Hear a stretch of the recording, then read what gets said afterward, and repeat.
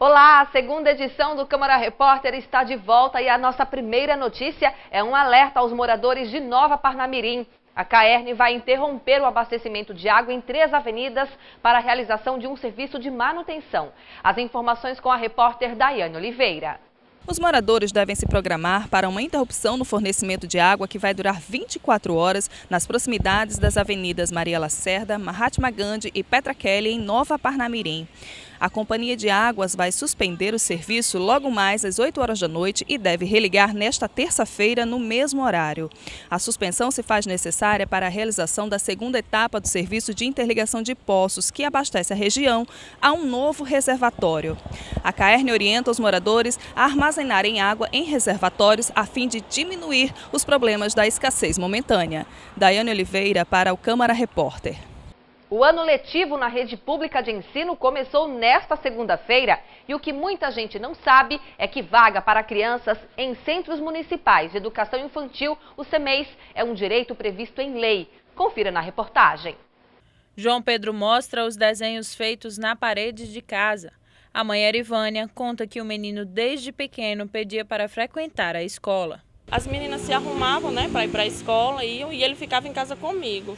E aí ele começava a chorar e bater no portão. Eu quero ir para a escola, eu quero ir para a escola. Vamos, mamãe, me deixar. Eu disse, filho, você não pode ir para a escola agora. Aí ele, mas eu quero ir. Se arrumava, pegava caderno, estava debaixo do braço. O pai de João Pedro, Giovanni Marcelino, explica. Para conseguir uma vaga nos CEMEIS, os Centros Municipais de Educação Infantil, é preciso participar de um sorteio. A demanda de crianças até 3 anos é maior que o número de vagas. João Pedro não foi sorteado e os pais não tinham com quem deixar a criança.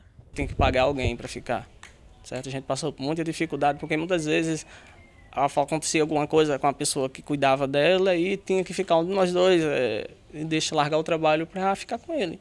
A saída encontrada pelo pai de João foi pedir ajuda à Defensoria Pública. Fui à Defensoria Pública, certo?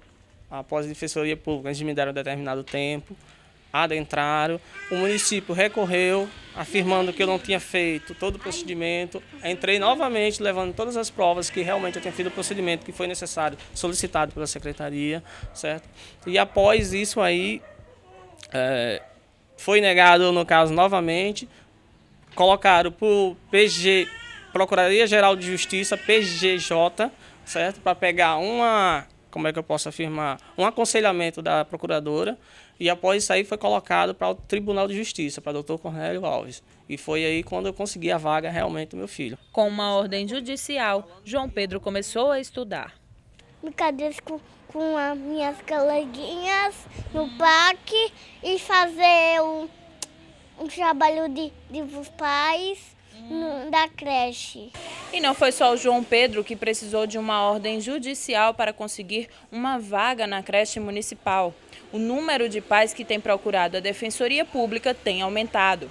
Os pais eles têm se conscientizado cada vez mais de que é um direito e que, em existindo a necessidade de que a criança vá para a unidade, o poder público ele tem que disponibilizar a vaga.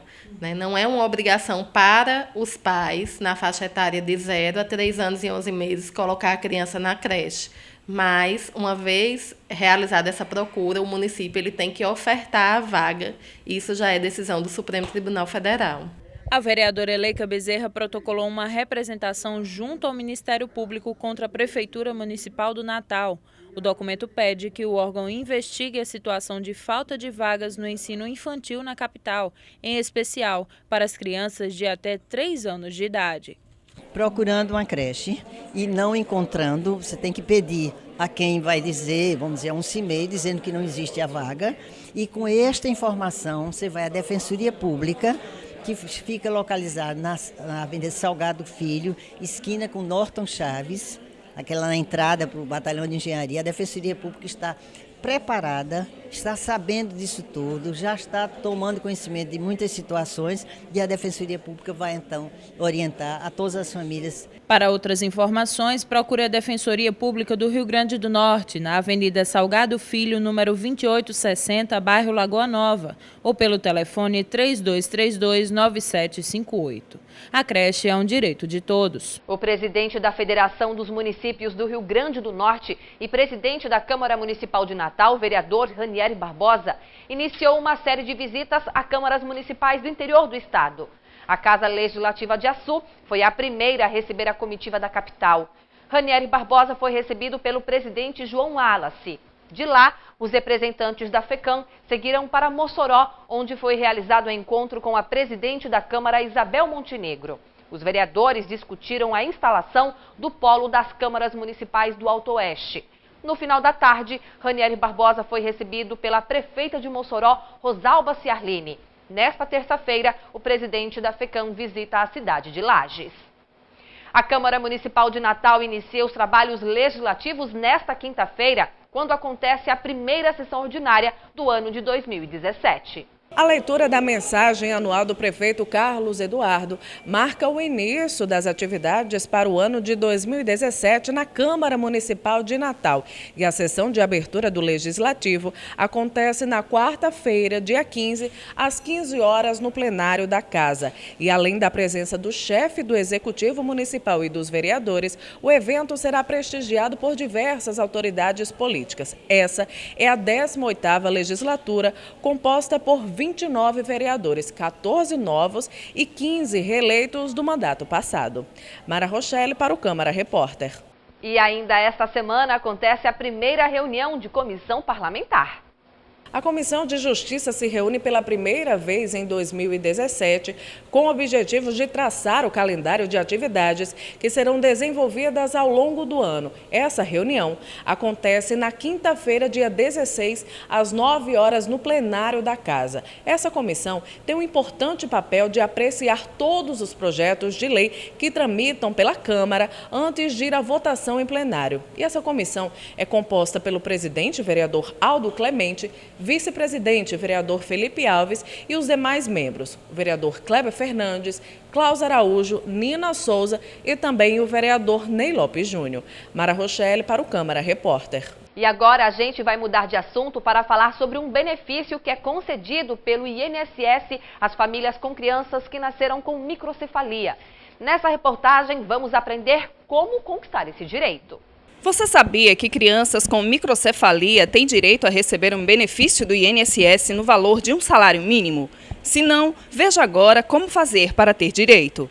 A responsável técnica pelo Serviço Social do INSS em Natal explica que o BPC, o Benefício de Prestação Continuada, pago a idosos e a pessoas com deficiência, abrange crianças com microcefalia, pois estas são consideradas deficientes. O primeiro passo é você buscar os centros de referência da assistência social, os CRAs, que existem em cada município, para que você possa ter maiores informações quanto à documentação necessária, os formulários que são exigidos. Quando a pessoa já vem do CRAS, é importante que já tenha feito o agendamento do benefício, Então ele vai cadastrar o benefício aqui nos nossos sistemas e vai ser agendado uma avaliação social e uma avaliação médica para o diagnóstico da deficiência e do grau de impedimento da pessoa com deficiência. É essencial estar inscrito no Cadastro Único. Passou a ser obrigatório, inclusive, de novembro para cá, que as pessoas tenham inscrição no Cadastro Único, ou quem já tem, tanto o requerente como a família, o grupo familiar. Tanto quem já tem, para que ele esteja atualizado no intervalo de 2 anos. A vice-presidente da Comissão de Direito à Saúde da OAB explica que desde a gestação do bebê microcéfalo é possível adquirir o direito. O benefício é para a criança, Então, assim, a mãe, quando tem uma criança com microcefalia ou com qualquer outra deficiência, a gente sabe que ela possivelmente vai sair do mercado de trabalho, Dependendo da renda que ela tem, ela vai ser obrigada a sair do mercado de trabalho e se dedicar só a essa criança. E é uma criança que vai ter realmente um custo diferenciado, um custo mais elevado. Então, o benefício ele é importante por isso, porque ele vai atender, vai suprimir, se não toda a demanda daquela criança, mas vai dar um suporte também para essa criança, além dos próprios atendimentos que o SUS também oferece. São salários mínimos, vai ser calculado de acordo com a renda per capita da família, e esse valor é destinado para o sustento da criança com microcefalia.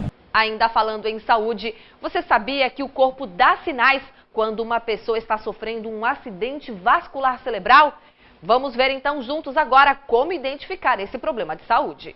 Você sabia que os sinais do AVC podem ser identificados por meio de um teste rápido? Para saber como, fique ligado nas dicas do fisioterapeuta e pesquisador André Pantoja. A gente inventou essa forma mais fácil da sociedade aprender, que a gente usa a palavra SAMU.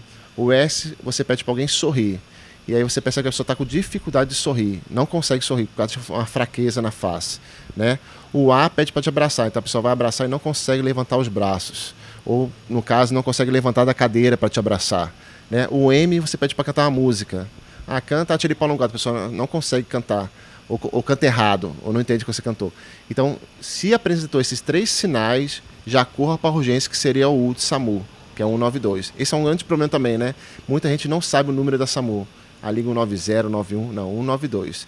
Então, você sabendo esses principais passos, é importante você diagnosticar a doença. Segundo o fisioterapeuta, a rapidez no socorro é determinante para a recuperação do paciente. Além de ser uma das maiores causas de morte do mundo, é a maior causa de sequela do mundo. Quanto mais rápido você perceber os sintomas e ser atendido, mais rápido é a possibilidade de você sair bem dessa situação. De acordo com o Ministério da Saúde, por ano, 100 mil pessoas morrem vítimas de AVC no Brasil. E esta é a maior causa da morte de brasileiros. No mundo, a cada 6 segundos, uma pessoa morre. E a cada 6 pessoas, pelo menos uma terá AVC na vida. Muitas crianças também têm sido vitimadas nos últimos anos. Tem estudos mais novos que estão mostrando algumas deficiências anatômicas nas crianças, que seria uma coisa já de nascença, genética, né? Mas a gente sabe muito bem que o sedentarismo infantil e a obesidade infantil, por exemplo, a obesidade infantil já é considerada hoje uma epidemia mundial, né? Então as crianças se alimentam muito mal hoje em dia na nossa sociedade. E isso, obviamente, vão trazer problemas cardiovasculares e cerebrais também. Quem baixa o aplicativo Riscômetro de AVC consegue fazer uma autoavaliação e conhecer os fatores de risco essenciais para se evitar um acidente vascular cerebral. As chances podem ser reduzidas em 90% dos casos quando se conhece os fatores de risco e procura-se evitá-los. Os fatores de risco vão desde o principal, que é você não controlar, por exemplo, quem é hipertenso, então não controla a sua hipertensão, colesterol, não controla o seu colesterol, diabetes também, que não controla diabetes, mas tem também o abuso do álcool, né, o uso do fumo, o sedentarismo, que está atacando muito a nossa sociedade hoje em dia, a obesidade também. Empregadores domésticos devem ficar atentos ao prazo para a entrega da declaração do DIRF, que é a declaração do Imposto de Renda retido na fonte. A repórter Daiane Oliveira tem outras informações. Quem teve algum contrato ativo com empregada doméstica em 2016 e que reteve imposto de renda, tem que entregar a declaração DIRF até 27 de fevereiro. E sobre este assunto eu converso com Silvio Moreira, que é o auditor da Receita Federal. Quem tem que fazer essa declaração bem especificamente, para ficar bem claro? É bom, inicialmente, fazer uma distinção para deixar bem clara a diferença entre duas declarações cujos nomes são parecidos, podem gerar confusão. Uma declaração é a declaração que muita gente transmite anualmente, aquela que a gente está mais habituado, é a declaração do Imposto de Renda Pessoa Física. No ano passado, no Rio Grande do Norte, para você ter ideia, 300 mil pessoas apresentaram a declaração, e essa declaração que vai estar disponível para ser baixada do site da Receita Federal a partir de 23 de fevereiro próximo. E o prazo de entrega será de 2 de março a 28 de abril. Essa é a declaração comum, declaração do Imposto de Renda. Agora, existe uma outra declaração com nome parecido, que é a declaração do Imposto Retido na fonte, retido. O que quer dizer? Vamos falar na primeira pessoa para melhor explicar.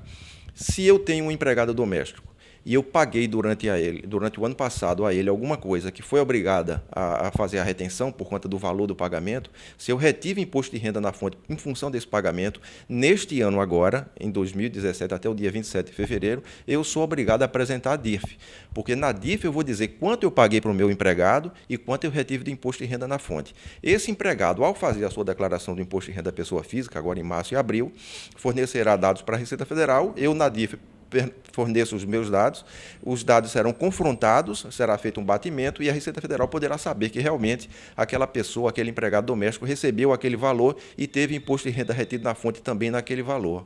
A partir de que valor é preciso fazer essa declaração? Se pode garantir que se no ano passado se pagou menos de R$ 2.069 por mês a um empregado, não foi obrigada a fazer a retenção, a pessoa não foi obrigada a fazer a retenção, então não estará obrigada a apresentar a DIF. Só acima deste valor é que poderia ainda ter havido a necessidade de fazer retenção do imposto de renda na fonte. Muito obrigada pelas suas informações. Eu conversei com Silvio Moreira, que é auditor da Receita Federal. Daiane Oliveira para o Câmara Repórter. Futebol. Pela Copa do Nordeste, o ABC e o CRB empataram sem gols na noite do último sábado pela terceira rodada do Grupo D. O resultado foi melhor para o time alagoano. Já o Vitória da Bahia venceu o América por 2-1 no Barradão, em Salvador. No primeiro tempo, o Vitória abriu o placar com gol contra do zagueiro Maracás. No segundo tempo, o América empatou com o gol do Jean Patrick. E nos últimos minutos do segundo tempo, André Lima ampliou e deu a vitória ao time baiano. Essas foram as notícias do Câmara Repórter desta segunda-feira. A todos vocês um grande abraço e a gente se encontra amanhã. Até lá!